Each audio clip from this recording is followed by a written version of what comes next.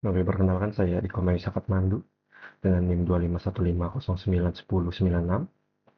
Di sini kita akan lanjut dengan materi tentang hasil-hasil capture yang kami lakukan pada website ya. Namun sebelum itu kita akan mulai dengan konfigurasi website-nya. Konfigurasi website-nya. Dengan langkah pertama adalah pekerjaan tugas ini adalah dengan menyiapkan perangkat lunak mengakses paket yakni website pada perangkat yang digunakan. Oleh pada gambar ini website kami telah terinstall dengan beginilah tampilan pada lobby. Sebelum kami memulai hasil capture data pada website yang kami tentukan. Ini adalah gambar lobby. Nah, selanjutnya kita masuk ke materi HTTP. Nah, apa sih HTTP itu?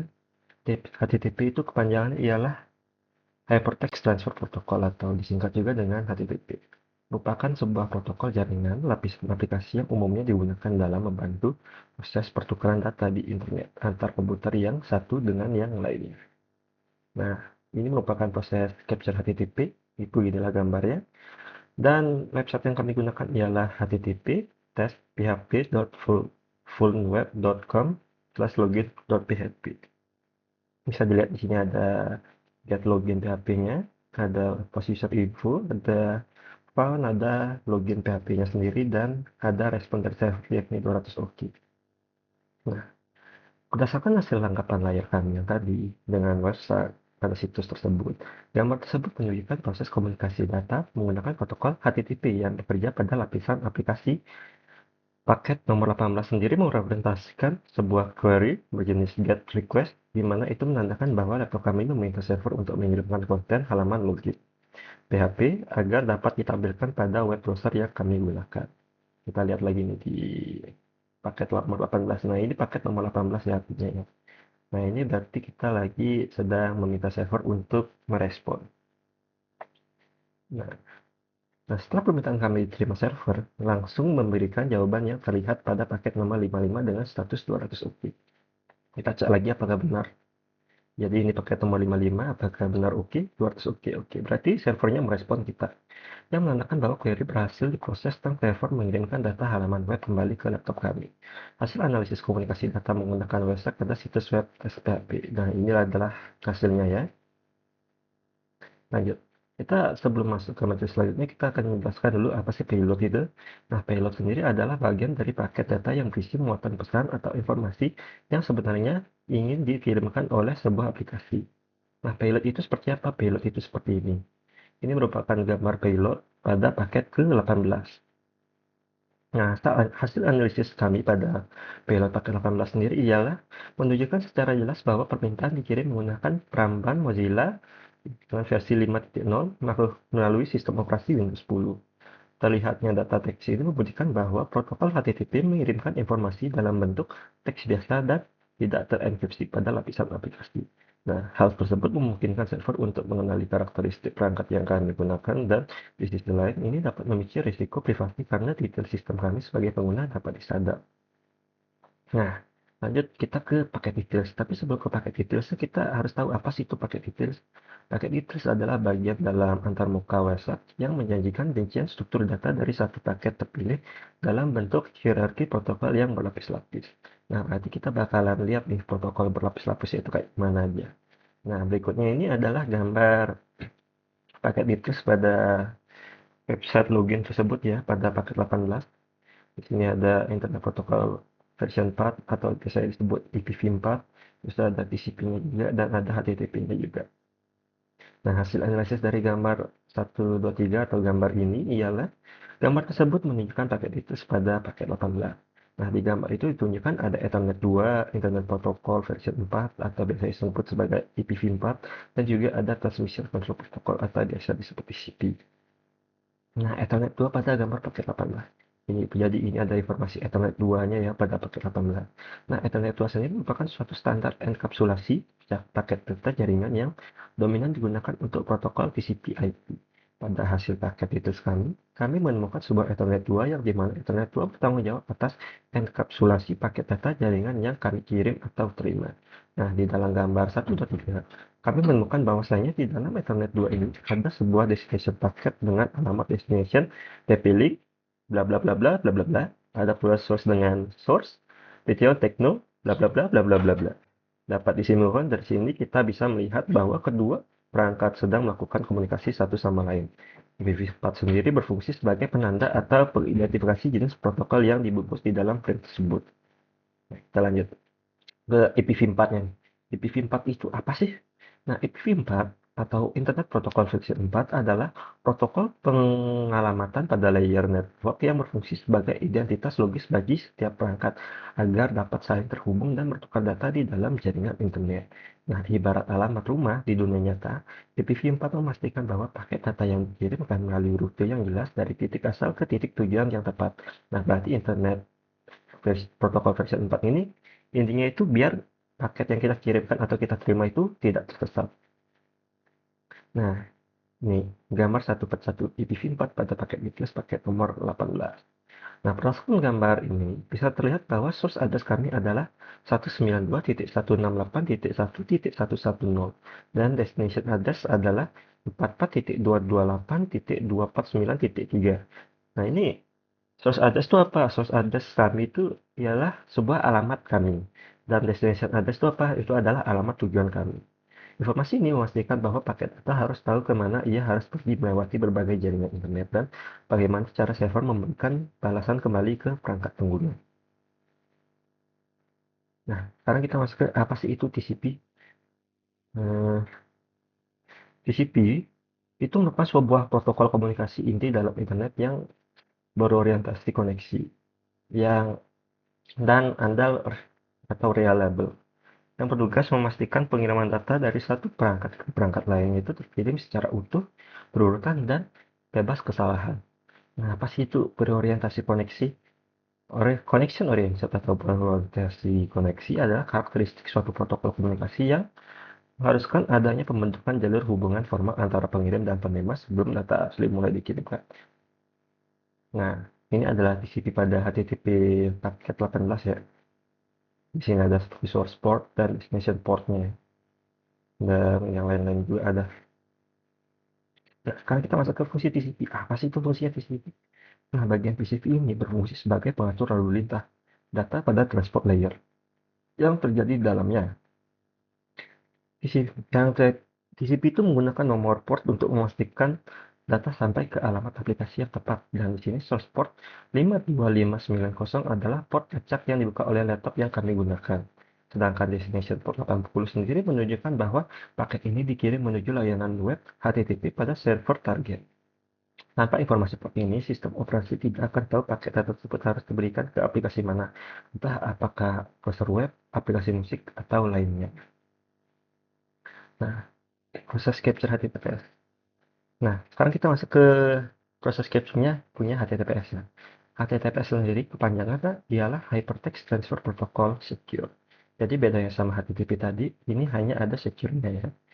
Adalah versi aman dari HTTP, yaitu protokol komunikasi yang digunakan untuk mengirimkan data antara web browser dan sebuah situs web. Nah, situs web. Sederhananya, HTTPS adalah jalur komunikasi yang telah memiliki suatu gembok sehingga informasi yang dikirimkan tidak bisa diintip oleh orang lain. Jadi ini adalah gambar proses capture HTTPS kami pada web Instagram. Nah, pada paket 1441 bisa dilihat di sini. Ini adalah paket 1441. Merupakan titik awal yang sangat krusial karena di sini terjadi proses client hello menggunakan protokol TLS v1.3. Pada tahap ini perangkat kami dengan IP 192.168.1.110 mengirimkan inisiasi jabat tangan atau handshake ke server Instagram untuk membuat suatu parameter keamanan, seperti versi enkripsi yang akan digunakan. Dalam rincian paket tersebut terdapat fitur server net indication atau SNI ya. Kita coba lihat sini apakah ada SNI-nya. Nah ini, SNI sama dengan gateway.instagram.com, berarti benar. Yang secara spesifik menyebutkan gateway.instagram.com. Ya. Nah, dengan begitu, ini tuh memastikan bahwa permintaan kami itu diarahkan ke domain yang tepat. Nah, ini merupakan payload pada HTTPS Instagram pada paket 1441. Bisa dilihat di sini. Dari sini sih kelihatannya itu informasi yang kita dapatkan itu hanyalah sebuah domain Instagramnya ya, gateway in Instagram.com. Nah, bel pada HTTPS Instagram. Hasil analisis pada payload paket nomor 1441 di dalam data mentah tersebut, terlihat secara jelas informasi server Unique Indication (SNI) yang mencantumkan domain gateway-instagram.com yang menandakan tujuan spesifik dari koneksi terenkripsi ini. Hal ini membuktikan bahwa meskipun isi pesan nantinya akan dilacak, informasi mengenai tujuan situs yang kami akses tetap dapat teridentifikasi pada tahap awal pembentukan koneksi di lapisan aplikasi. Nah, sekarang kita ke paket detailsnya. Ini merupakan paket detailsnya ada frame, Ethernet 2, IPv4, TCP, dan TLS-nya. Nah, sama seperti proses HTTP, Ethernet 2 pada HTTPS ini merupakan standar enkapsulasi paket data jaringan yang paling dominan digunakan dalam arsitektur protokol TCP/IP. Pada hasil paket yang kami lakukan, temukan bahwa Ethernet 2 bertanggung jawab penuh atas proses encapsulation paket data sebelum ditransmisikan melalui media fisik. Misalkan gambar 2.3.1 red gambar ini, kami menemukan informasi destination address, TP link, bla bla bla bla, yang merupakan alamat fisik dari router tujuan, serta source address, Bitenco, bla bla bla bla bla, yang merupakan alamat fisik dari paket kami. Nah, sekarang kita ke IPv4 nih. Analisis pada network layer ini menunjukkan penggunaan protokol IPv4 yang untuk mengatur rute perjalanan data dari perangkat kami dengan IP 192.168.1.110 bagi server tujuan dengan IP 57.144.192.145 dengan nilai time to live sebesar 128. Berarti ini benar ya? Ini ada TTL 128 dan source address 192 bla bla bla dan destination address-nya 57 bla bla bla bla. Nah, lapisan ini tuh dapat diartikan memastikan paket ini memiliki batas waktu perjalanan yang aman di internet dan diteruskan dengan benar ke lapisan transport untuk diproses lebih lanjut. Nah, sekarang kita masuk ke TCP pada Instagram.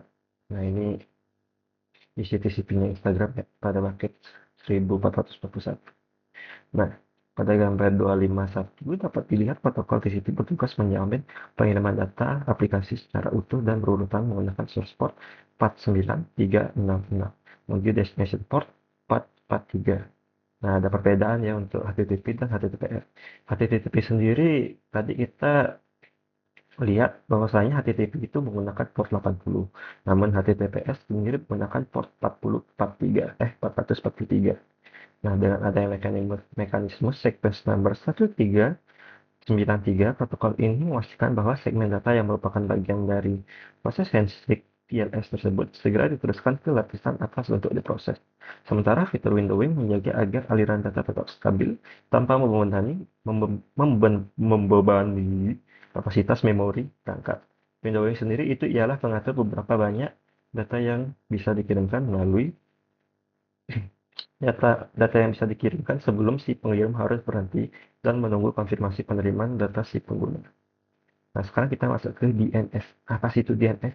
Nah, DNS itu kepanjangan ialah Domain Name System, yang dimana DNS itu adalah sistem yang mengubah nama domain yang mudah diingat manusia.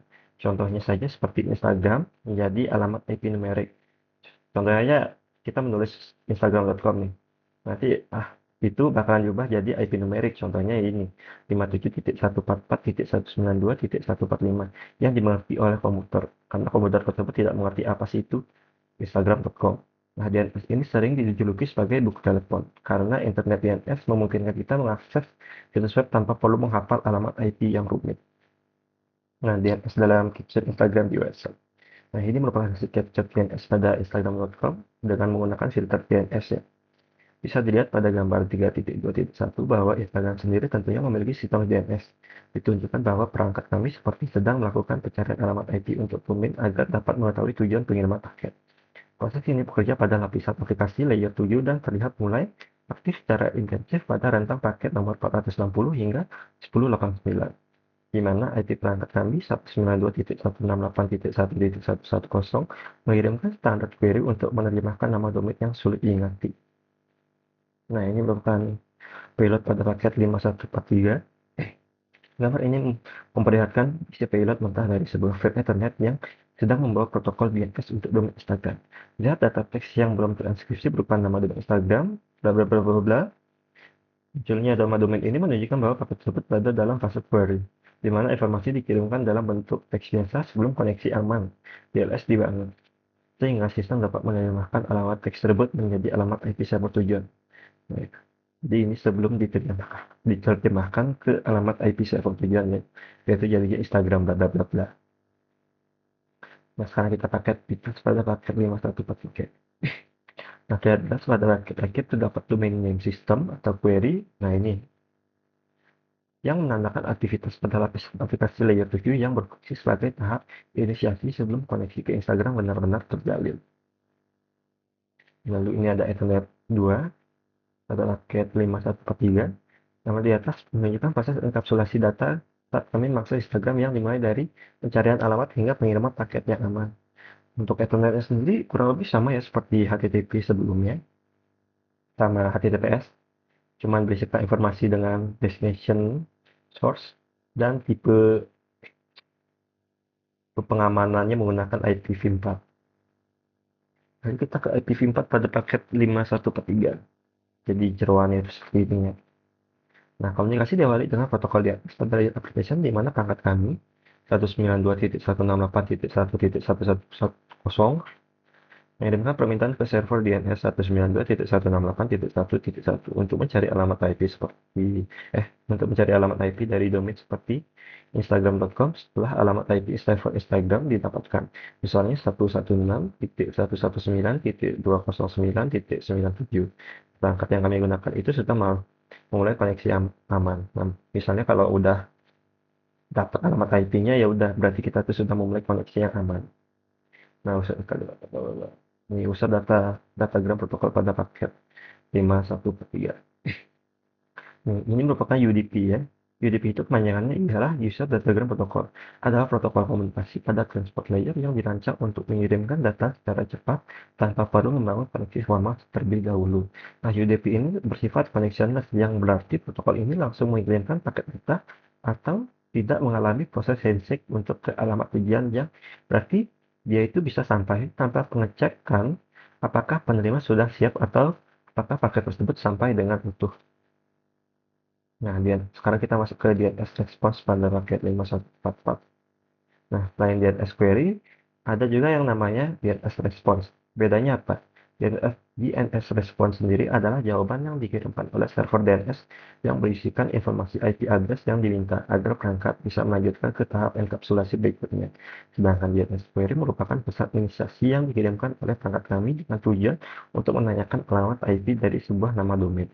Nah, di sana juga ada query response no error yang berarti bahwa server DNS berhasil menemukan nama situs yang dicari oleh perangkat tanpa masalah. Kita lihat dulu ini apakah ada DNS response. Ya gitu lah. Oh ini, standar query response no error. Nah, sekarang kita masuk ke TCP dalam capture Instagram. Waduh, gambarnya nggak perlu. Nah, TCP adalah protokol komunikasi inti dalam internet yang berorientasikan koneksi dan andal, yang bertugas memastikan pengiriman data dari satu perangkat ke perangkat lain terkirim secara utuh, berurutan dan bebas kesalahan. TCP bekerja di lapisan transport model OC atau TCP/IP dengan metode three-way handshake. Pembahasan TCP sendiri sudah beberapa kali kami singgung di atas. Nah, di atas itu maksudnya di sebelum-sebelumnya ya. Nah, TCP sendiri punya jenis-jenisnya tersendiri. Salah satunya ialah TCP/IP. TCP digunakan sebagai bagian dari suite protokol TCP/IP yang meliputi protokol lain seperti Internet Protocol, User Datagram Protocol, dan lain-lainnya. TCP/IP adalah standar de facto untuk komunikasi data di internet. Jadi ini adalah gambar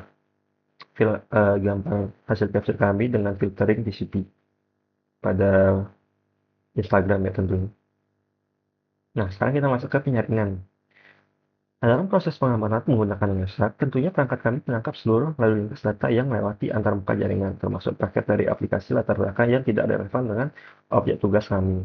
Oleh karena itu, dilakukan penyaringan atau filtering pada paket untuk mengisolasi trafik agar analisis fokus pada komunikasi data antara klien atau kami dan server layanan web tertentu. Penyaringan ini menjadi kunci dalam memverifikasi implementasi protokol pada jaringan nyata secara sistematis. Nah, kita lihat di gambar 5.1.1. Inilah cara untuk menyaring berdasarkan alamat IP. Alamat IP ini sendiri merupakan alamat IP Instagram yang kami analisis sebelumnya. Oke, berikutnya adalah materi enkapsulasi akan dijelaskan oleh teman saya.